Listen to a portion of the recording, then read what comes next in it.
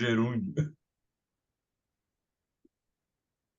Olha, hoje nós temos um freguês aqui, um cliente aqui do canal José Neumann e Pinto, o professor Dr. Joaquim Falcão, acadêmico da Academia Brasileira de Letras, é graduado pela PUC do Rio, doutor em Educação pela Universidade de Genebra e em Leis por Harvard. É autor do clássico O Supremo, compreenda o poder, as razões e as consequências das decisões da mais alta corte do judiciário no Brasil. Mais uma vez, nós estamos juntos aqui, o Joaquim está sempre à luz dele para iluminar essa questão jurídica no Brasil, e ele está aqui ao nosso lado para ilustrar os assinantes deste canal. Alô, Joaquim. Tudo bem, professor? Tá bom, meu Maravilha. mãe? Agora estou melhor porque estou na sua companhia. Olha, você deu uma entrevista para Letícia Pili e Rubens Anati, do Estadão, dizendo que democracia não é harmonia, mas tensão entre os poderes. Essa frase foi que me chamou a atenção e que me levou a procurá-lo insistentemente para você me falar e explicar isso melhor. Porque existe um mito, né? Uma consagrada celebração da harmonia entre os poderes, que é a negação da democracia, não é isso? Quer dizer, repara, meu mãe, o, o constitucionalismo que eu defendo é um constitucionalismo de realidade. Ou seja, não é um constitucionalismo ideal, mas é o que a gente vive. A democracia não é ideal, é que ela é vivida, seja por nós, seja por outros países. E o que a gente vê? A Constituição colocou que os países são independentes e harmônicos entre si. São? Você vê isso? Eu não vejo isso. Eu vejo que eles têm sempre uma tensão entre eles, uma tensão à busca pelo poder. Não somente aqui, não. Nos Estados Unidos, qualquer país que você diga, a harmonia é o dever ser, é o futuro, mas a realidade não é isso, não. A realidade é a outra. Isso é bom ou isso é ruim? Você vai me perguntar. É E eu real, vou. né? É Hein? a É verdade, é a real. realidade. É real. Você veja, é, o, a tensão é saudável. Quando o Congresso, quando o Executivo manda para o Congresso um projeto, uma demanda normativa de lei, é, tem uma tensão aí, porque o Congresso, o Executivo, o presidente não sabe se o Congresso vai aceitar ou não. Vamos supor, então, que o Congresso aceite. Aí uma terceira parte entra no Supremo. E o Supremo diz: espera aí, eu vou ver se isso vale ou não vale, mesmo que seja apoiada pelo presidente e pelo Congresso. Outro momento de tensão. Aí o Supremo decide que não é constitucional. O que acontece? A tensão acabou aí? Não, porque volta a bola para o Congresso, que pode fazer uma outra norma em que diz: olha, não, Supremo, eu corrigi e estou fazendo este movimento contrário ao que o senhor disse. Isso a gente já viu em todos os momentos. Então, o que caracteriza a democracia é que essa tensão não pare. Ou seja, que seja o Congresso apenas que diga a última palavra. Não existe a última palavra. A última palavra é temporária, até que os outros poderes se manifestem. Então, é uma disputa pela última palavra. E isso é bom, porque tem um grande autor, Adam Tversky, que ele diz: se amas a incerteza, és um democrata. Então, você não pode dizer que quem vai ter a última palavra sempre é o Supremo. Isso não é democracia. Quem vai ter a última palavra sempre é o Executivo. Isso não é democracia. A democracia é esse circuito que não é necessariamente harmonioso. Ele é tenso. É uma disputa pelo poder final, pela palavra lá final. Enquanto houver essa disputa, nós temos democracia. No momento em que um deles se apropria, parou a democracia. É a monocracia. Uma questão aqui que também tem um artigo seu, publicado no Estadão, aliás, na Folha de São Paulo, chamado Alexandre de Moraes versus Jair Bolsonaro. E uma prova dessa tensão é aquela questão dos processos de impeachment de ministros do Supremo, que é uma estratégia para aterrorizar, que é típico do Bolsonaro. Isso é o que o autor, no caso o professor Joaquim Falcão, mostra o terror do Bolsonaro contra o que ele define como bravura do Alexandre. E cita no artigo, é uma coisa interessante, porque é uma coincidência, cita no artigo um poema que a minha mãe me dizia muito na infância, a Canção do Tamoio, do Gonçalves Dias, e eu usei o Gonçalves Dias como epígrafe no meu último livro, Antes de Atravessar, de poesia, que é aquela do Juca Pirama, né? O Meninos, eu vi. A sua citação do Gonçalves Dias é perfeita. Ele diz assim: a vida é luta renhida, viver é lutar, é combate que os fracos abate e aos fortes, aos bravos, só pode exaltar. Quer dizer, o Bolsonaro, que é branco anti-indigenista, reacionário, extremista, radical de direita, deve ter adorado a sua citação, porque é um poeta indigenista, Havana Letra. Não tinha me dado conta, nem pretendia usar o nosso poeta dessa maneira. Mas a vida é isso mesmo, né, mãe? A vida do presidente, das instituições, a vida nossa é luta renhida. Agora, a gente pode acrescer que às vezes a gente faz um acordo e às vezes está em desacordo. Quer dizer, a ambição do ex-presidente, né, foi maior do que a sua capacidade de executá-la. E encontrou pela frente o professor Alexandre de Moraes, que é um dos maiores constitucionalistas do Brasil. O livro dele é um livro manual de direito constitucional que vende mais de 700.000 exemplares. Todos os escritórios, todos os juízes, todos os juristas leem. Então, o Alexandre de Moraes, além da força política que tem como ministro e naquele lá momento presidente do TSE, né? Ele é muito hábil como um espadachim jurídico na defesa de suas ideias. Então, eu creio que isso, se houve alguma influência americana na estratégia do Bolsonaro, ele não percebeu que aqui tem uma cultura jurídica diferente dos Estados Unidos, né?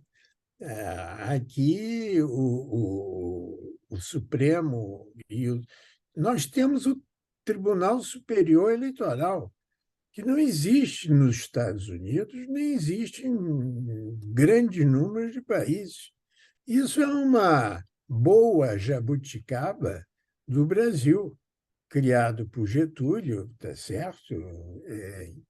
Mas não se pensava, e eu acho que as estratégias políticas de base norte-americanas não pensavam que um tribunal pudesse ter tanta força. Então, o que houve foi um empoderamento das instituições nossas. Espero que esse empoderamento, dentro dos seus limites necessários, continue. Mas foi um momento. Eu estava em Portugal e acompanhei na televisão, minuto a minuto, e aquela lógica do português, uma lógica muito realista, ele disse: o que houve em 8 de janeiro não foi um, uma tentativa de golpe. O que houve em 8 de janeiro foi um golpe fracassado. Então, houve golpe, sim, mas fracassou. E fracassou porque, não somente porque a maioria da população nossa não deseja isso, deseja uma certa tranquilidade, uma certa previsibilidade, mínima que seja, né? Mas também porque as instituições lá resistiram. Agora, eu não sei se acabou essa tensão e esse constante questionamento das instituições. Acho que não. O senhor faz uma citação, inclusive interessante, sobre esse endeusamento da democracia americana, o senhor citando um caso, um episódio recente da história americana, que é o episódio Gore versus Bush, né?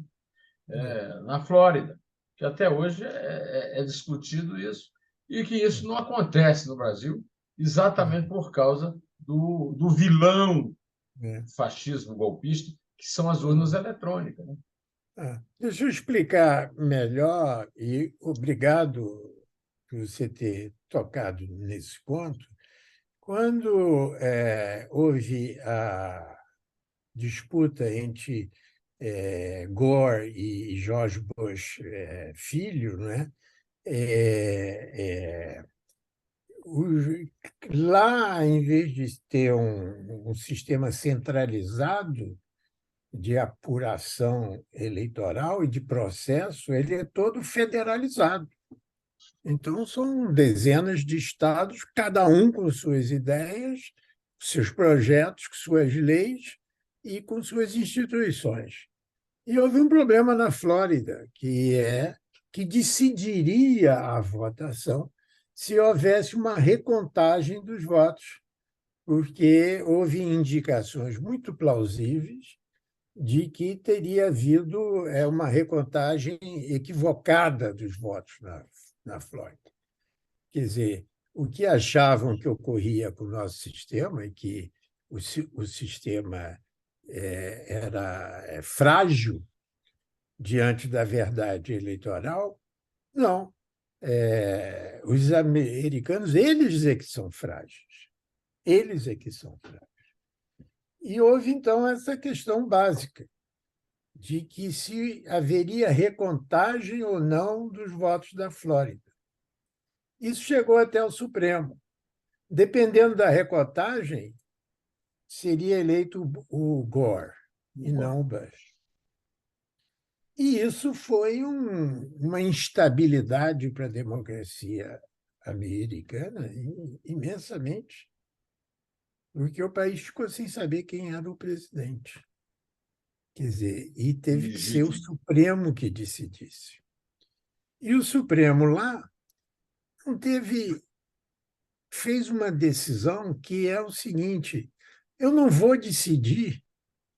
E por quê? Porque ele não queria prolongar a instabilidade da democracia e a repercussão que houvesse se ele dissesse: não, o Gore é o vencedor. Então, repare, o Supremo disse: não, essa questão eu deixo com a Flórida, Mas isso não é uma jurisprudência. Esqueçam a decisão que eu tomei. Ou Eu lembro seja, dessa parte sua no artigo. esqueçam que eu.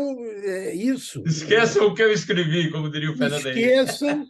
Esqueçam que a Constituição diz. Eu não vou ser mais o intérprete disso. Então, tem que. Se nós queremos entender o momento atual, todo mundo tem que comparar, sabendo que nós não somos iguais. Nós temos uma cultura jurídica e uma cultura política diferente. Então, importar sem passar no filtro da cultura nossa, em todas as áreas,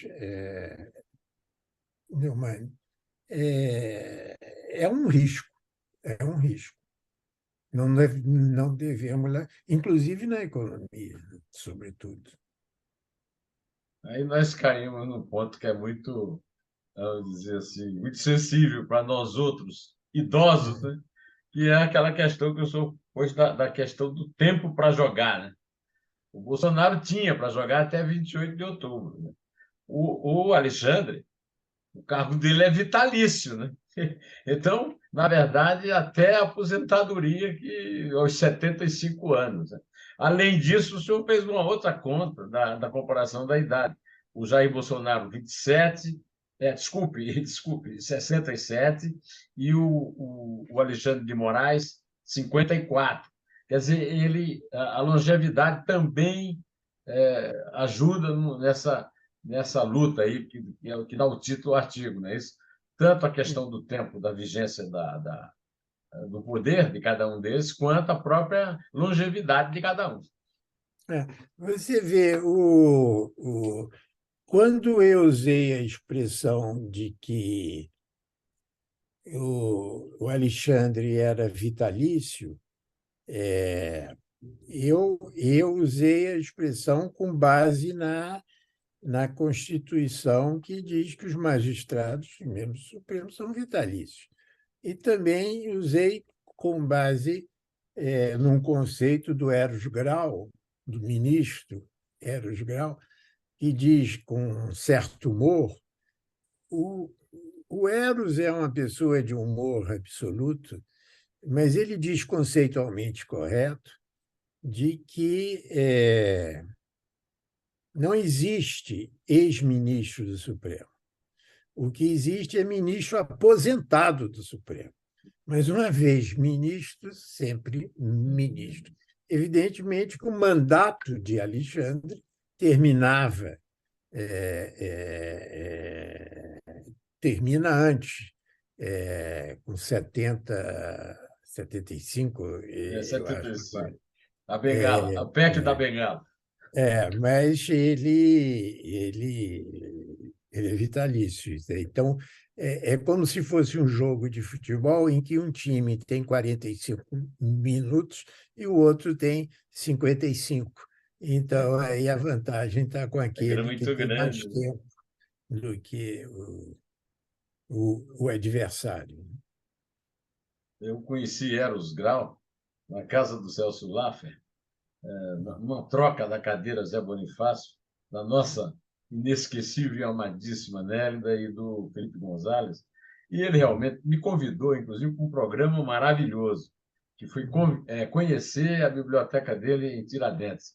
E a Isabel e eu fomos lá para Tiradentes conhecer a biblioteca deles. Depois a gente frequentava um café ali na frente do Mosteiro de São Bento, que tem um prato lá que eu gosto muito, que tem o nome do pai dele.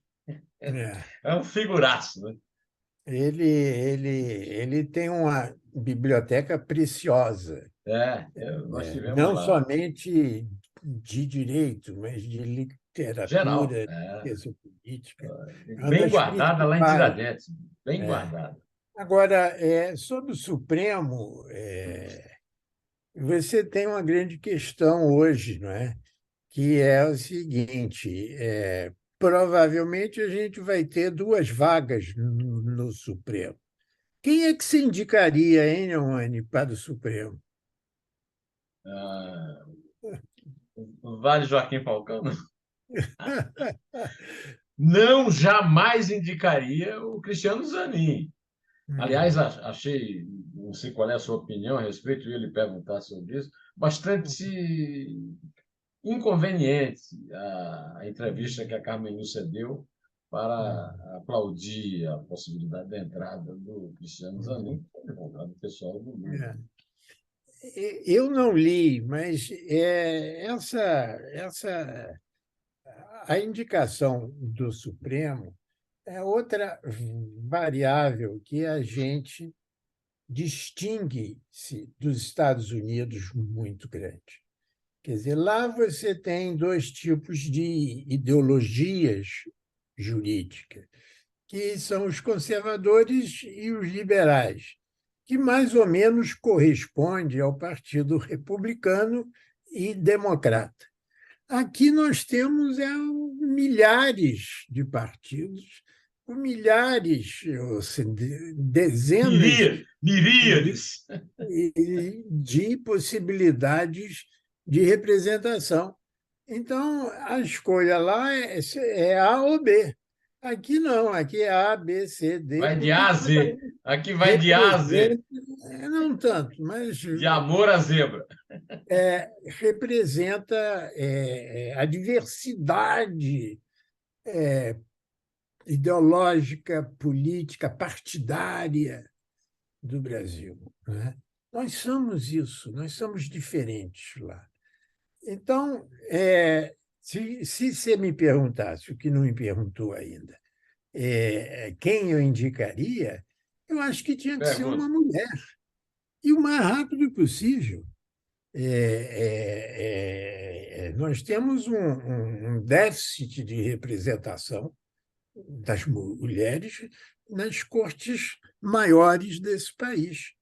Então, se é para dar uma mensagem, que indique, se o Congresso aceitar, se o Senado aceita, que é outro momento onde você pode ter tensão, embora não necessariamente tenha, devia ser uma mulher. Tem pessoas excelentes, é, que eu não vou citar o nome, mas que eu tenho certeza que honraria, principalmente hoje, que nós estamos na Comemorando Semana a Semana do Dia Internacional Internacional da Mulher. da Mulher, A Carmen perdeu uma chance de falar isso, foi falado aí pelo senhor. Mas aí eu também me lembro de uma citação muito interessante que o senhor fez sobre o professor Christian Lentz, a respeito do populismo reacionário, e que hoje talvez a grande novidade na disputa política no Brasil, né? Que é o lado já conhecido e convivido, populismo de esquerda, e agora o superpopulismo reacionário. o Christian Lynch é um dos é, historiadores e cientista político mais emergente e com muita força e com uma obra conceitual e histórica muito grande. E ele, diante, mais uma vez, tentando explicar para os colegas que estão nos vendo, ele cunhou esse conceito porque sempre se pensava que o populismo fosse algo Revolucionário. de esquerda e revolucionário. E ele está dizendo que não. O que nós estamos vendo agora é um populismo de direita, só que, como não existe mais essa classificação, reacionário. É reacionário por quê? Porque ele busca limitar e concentrar poder e riqueza e na mão de alguns que comandam o poder executivo, como foi o caso. Então, é importante você saber que nós estamos diante não apenas mais direita e esquerda, que não significam muito, mas de libertários conservadores, e os E conservadores reacionários. radicais são reacionários. Então, você tem que é um limite da liberdade na democracia, né? Uma outra coisa que o senhor citou, aliás, o artigo eu recomendo a leitura ainda, apesar de já ter sido publicado há algum tempo na Folha de São Paulo. Mas é só ir lá no Joaquim Falcão e ver Alexandre de Moraes versus Jair Bolsonaro e procurar o artigo, que tem uma coisa também importante, muito importante para a gente entender a realidade atual, é que o ex-presidente contou demais com o apoio dos militares, mas não tinha uma visão realista sobre a realidade da vida interna nos quartéis, da qual ele foi expulso. Quer dizer, você repare, o Christian Lynch, que é um historiador também de primeira, ele aponta que, se você ler a história do Brasil, é sempre uma tensão entre os militares e algum outro poder, não é? Então, hoje, essa tensão entre os militares, na medida em que eles pretensamente controlavam a força através do executivo, ele disputa com o judiciário. Então, a tensão hoje e isso vem se repetindo na história, não é? Então, se você vê desde o passado, essa tensão, não somente agora entre poderes, mas entre bases reais de poder. Os militares nossos, eles têm ciclos em que eles são mais ativistas e querem o controle do poder. Getúlio, 64, agora. Então, isso independe de partido, independe de ideologia, é o corporativismo. Então, o Brasil sofre muito dessa tensão, não somente entre os poderes, mas entre as corporações. E a corporação militar nunca. Nos Estados Unidos, eles pacificam isso com guerras externas. E aí a guerra contra o Iraque. Eu estou simplificando, não é? Sim, Mas mas é verdade. o que dá uma certa missão aos militares. O Brasil não tem guerra de fronteira. Nós somos um dos poucos países do mundo pacífico. Essa é a nossa mensagem, tá certo? Mas aí você fica com pacificação externa e tensão interna. Interno. Então, isso é o que caracteriza é, o momento atual, não é? E mais o seguinte, e aí o Supremo, em janeiro, conseguiu algo que deve ser mantido. Eu espero que seja mantido. E eu receio que indicações ostensivamente políticas quebrem a união que o Supremo busca. O Supremo estava unido naquele momento. É preciso que continue diverso nas suas interpretações, plurais nas suas representações, mas ele tem que ter um núcleo institucionalmente unido. Então, as indicações para o Supremo têm que sedimentar uma união, mais do que correr o risco de uma fragmentação. Bom, essa é uma palavra sábia neste momento. Nosso tempo está acabando e eu vou ser fiel ao que eu falei, que a gente ia fazer uma entrevista sobre, como é que eu defini? um artigão maravilhoso, um artigão maravilhoso. Artigão não, porque o artigo está contido e escrito com muita precisão e muita síntese. Mas é um artigão maravilhoso. É bom dizer para os colegas que estão nos vendo que eu e você somos nordestinos. Então, o Nordeste unido jamais será vencido. Então, esses elogios seus, por favor, debitem ou acreditem a Das conta suas origens, das suas das origens, nossas origens, das das nossas. origens do seu Corinto, que tem na carta famosa aos Coríntios de São Paulo, aquela maravilhosa descrição do amor. Mas eu voltarei a entrevistar o Joaquim, e antes disso, ele acaba de me dar uma ideia maravilhosa. Eu vou entrevistar Christian Lynch. É claro. Tá certo, professor? Lógico, Aprova a lógico, minha ideia? lógico, lógico. Avante, pela É. liberdade de opinião e de imprensa. Agora, se ele elogiá-lo mais do que eu elogio, eu vou ter que ter uma conversa séria com ele. Viu? Aí nós vamos para a briga, hein? Eu não me meto nisso. Olha, o professor Joaquim Falcão é freguês nosso aqui e vai voltar a atuar breve, quando ele puder, porque ele é um homem ocupado, né? E tem muita coisa para fazer, muitas tarefas a cumprir como acadêmico e como escritor.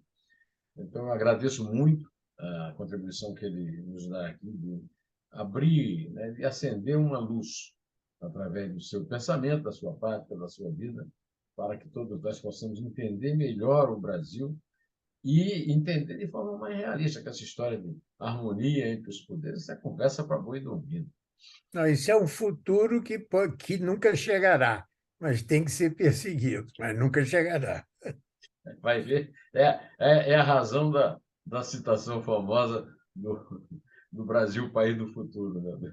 Muito Obrigado. obrigado, muito Um abraço obrigado, grande a todos. Joaquim. Muito obrigado. Eu que abraço.